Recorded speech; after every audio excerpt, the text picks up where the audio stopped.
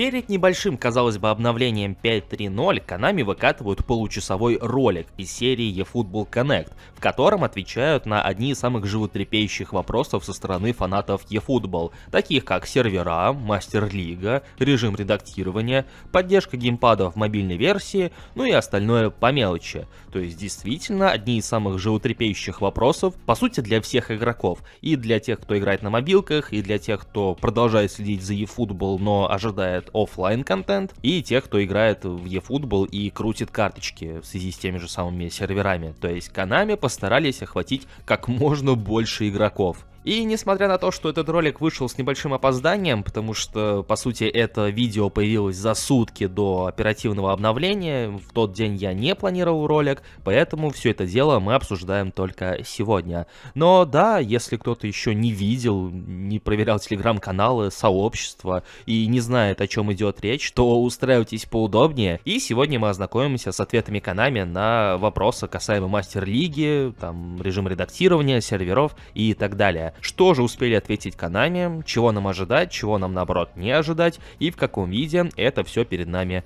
предстанет. Ёбаный рот этого казино, блядь.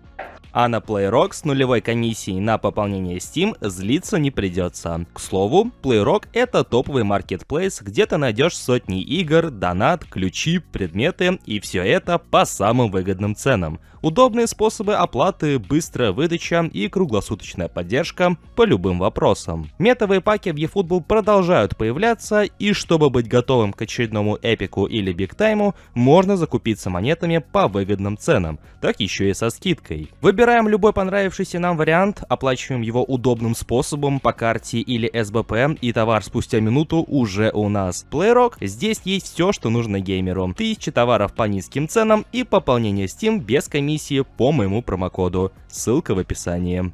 Мастер-лига. Неотъемлемый режим серии PES, но с момента релиза eFootball прошло уже достаточно так времени, и вокруг нее успела сформироваться аудитория, которая и понятия не имеет, что это вообще такое, что это за режим карьеры тренера. Вот настолько Konami уже затянули с этим некогда легендарным режимом. И все эти года было множество слухов вокруг Мастер-лиги, и что она закончила свою разработку, и что она будет выглядеть вот так вот, в ней будет вот это, вот то, сё, 5-10, но в конце концов мы ее так и не увидели. Konami сами отдельно упоминали про нее, она планировалась как отдельный платный режим, но потом что-то пошло не так, и про Мастер-лигу, немножко так подзабыли и отодвинули в долгий ящик.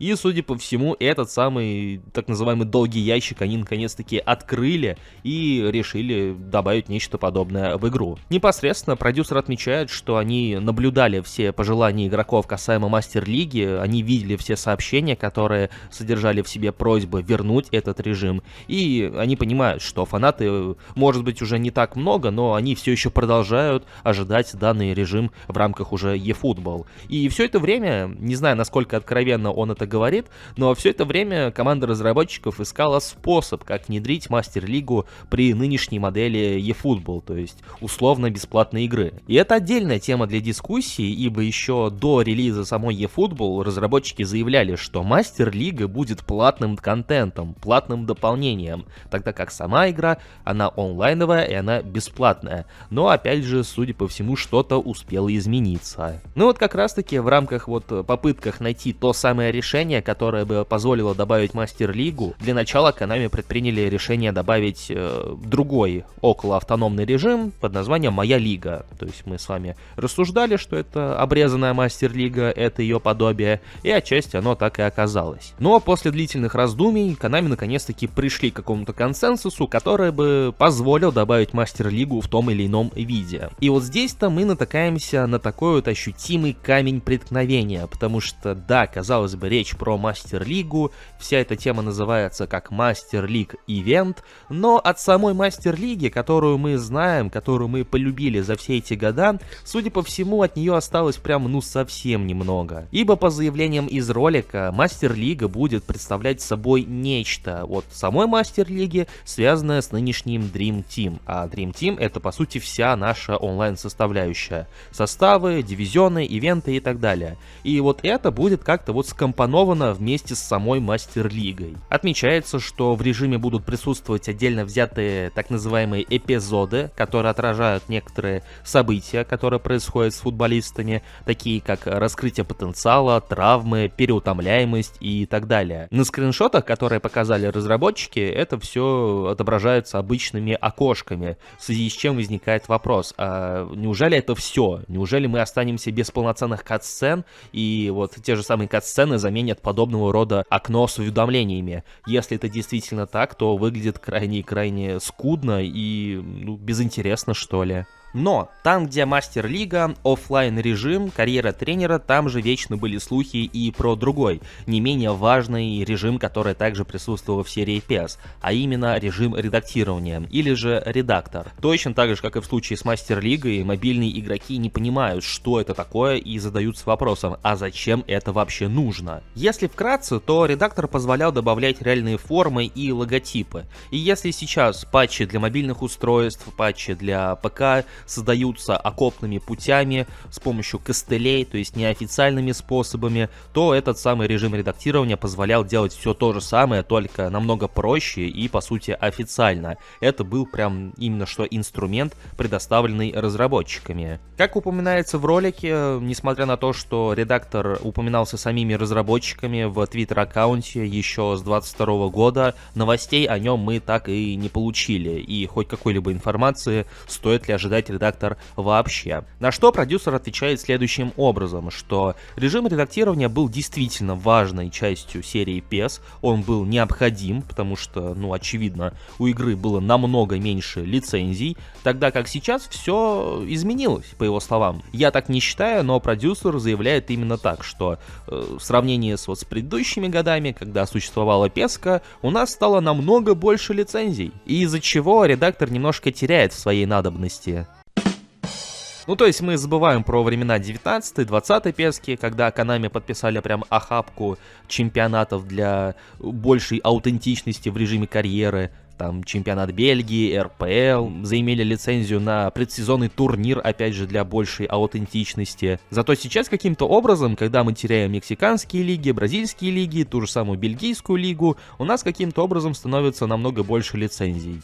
Не понимаю этой логики. Но она, к счастью или к сожалению, не самая основная, ибо ключевой причиной, по которой режим редактирования до сих пор отсутствует и, скорее всего, уже не появится, да не скорее всего, а уже не появится, это так называемые проблемы с авторскими правами. Слышать это также забавно, учитывая, что все эти года, еще начиная там с 2000-х годов, все 10-е, начало 20-х, как-то спокойно существовала игра, как-то спокойно делались для нее патчи, и у правообладателей ни к Konami, ни уж тем более к самим игрокам никогда не было никаких претензий. Так и более того, в последнее время все чаще начинает набирать практика платных патчей, когда используются логотипы реальных команд, формы, прочее, и все это продается за реальные деньги. То есть вот где нарушение авторских прав. Но, по мнению Konami, вот наличие режима редактирования может создать лишние проблемы с этими же самыми авторскими правами. Во что, опять же, верится намного и намного меньше. И если сложить 2 плюс 2, то становится очевидно, что, опять же, Мастер-лига будет представлена далеко не в том виде, в котором была в серии PES, ибо от нее банально нет смысла, если нет возможности привести команды хоть сколько-нибудь, но к реальному виду, с реальными названиями, формами и логотипами. А учитывая, что редактора у нас нет, скорее всего, этого ожидать также и не стоит.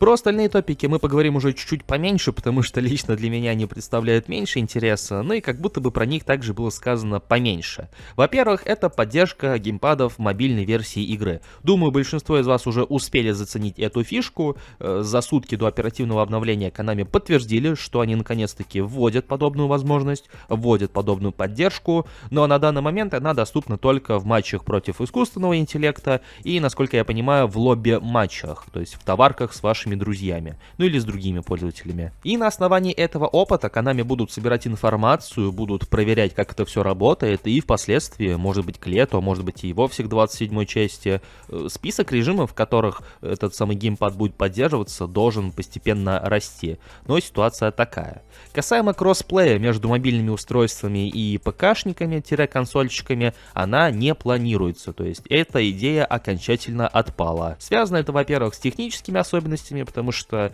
казалось бы, игра все равно похожа друг на друга и на мобилках, и на консолях, то есть на ПК и на консолях она как будто даже урезанная в угоду мобилкам, но даже несмотря на это присутствуют какие-то технические особенности, которые не позволяют задействовать игроков напрямую. Ну и в целом Konami понимают не самую однозначную реакцию сообщества.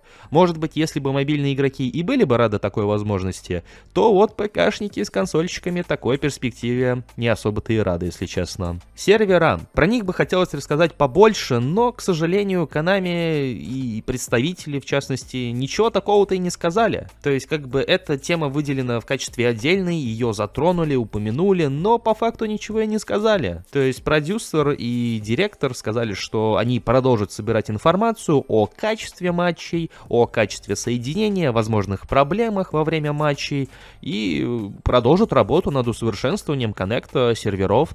И также они отдельно отметили, что они открыли один новый сервер в Таиланде. Вот и все. В конце устроили этакую сессию вопросов и ответов. Было задано как минимум 3 интересных вопроса, первый из которых связан со скриптами. Что такое скрипты и вообще существуют ли они в рамках данной игры? И угадайте что? Ну, конечно же, скриптов нет в eFootball. У Konami нет заинтересованности в том, чтобы помогать кому-то по ходу матча. То есть, как бы отмечается, что у них нет рычагов воздействия, чтобы влиять прямо во время матча. И с этим, в принципе, можно согласиться. Но в то же время присутствуют некоторые обстоятельства, когда игра, просто потому что вот у нее это заложено, начинает одного игрока душить, а другому, чуть-чуть помогать. И наоборот. То есть, может быть, это все происходит не в режиме реального действия, а просто благодаря алгоритмам, которые вложены в игру. Ну и, конечно же, отчасти, что тоже можно принять к сведению, это другие факторы, на которые игроки редко обращают внимание. В виде той же самой усталости у футболистов,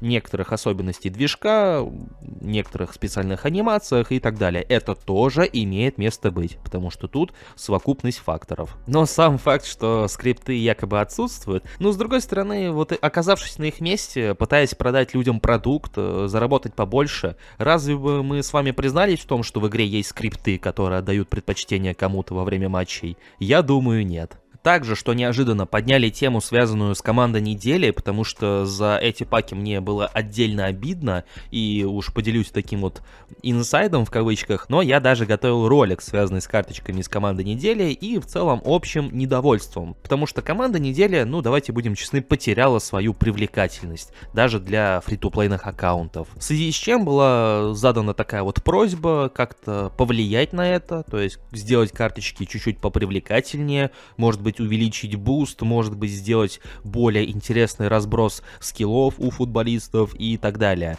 На что команда разработчиков обещала подумать над этим предложением и поискать пути решения. То есть, может быть, это сразу все и не появится, и не получит свое отображение в игре, но в целом я рад, что эту тему подняли, потому что мне кажется, что она действительно имела место быть.